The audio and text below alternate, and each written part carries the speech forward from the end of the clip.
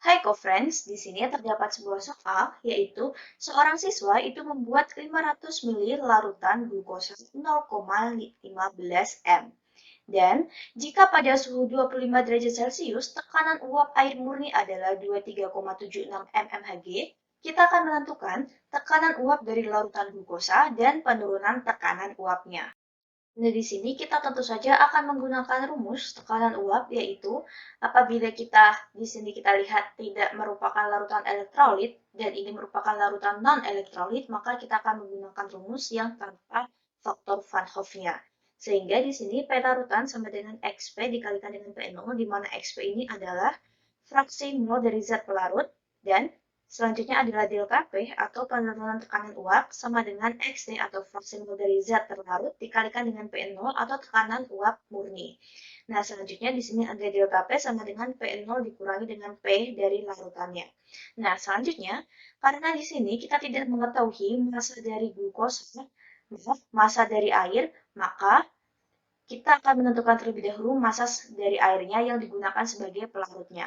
Nah, di sini maka kita akan tentukan terlebih dahulu M air itu sama dengan, atau massa air sama dengan 500 dikurangi massa dari glukosa.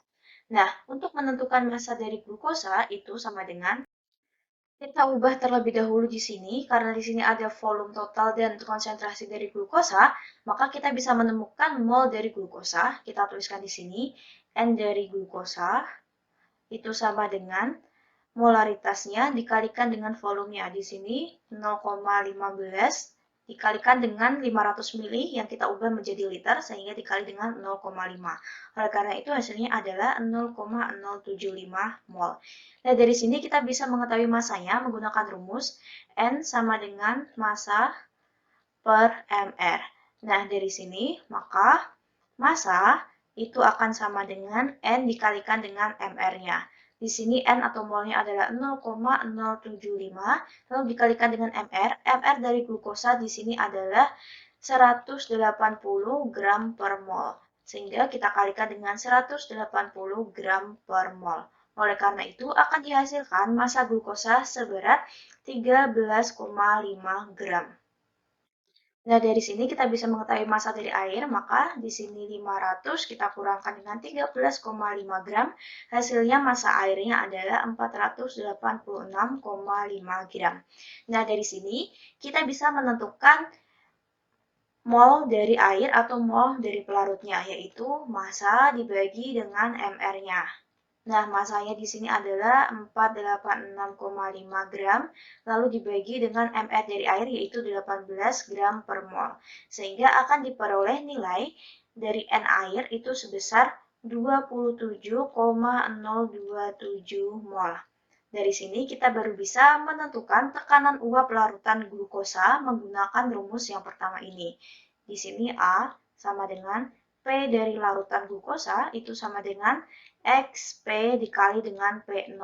XP-nya di sini adalah NP dibagi dengan NT per NP.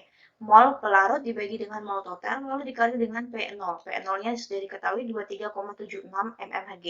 Nah, sekarang tinggal kita masukkan saja menjadi 27,027 dibagi dengan NT-nya di sini sudah kita cari tadi mol glukosa yaitu 0,075, 0,075, lalu ditambahkan dengan 27,027 dikurung, lalu dikali dengan P0 yaitu 23,76.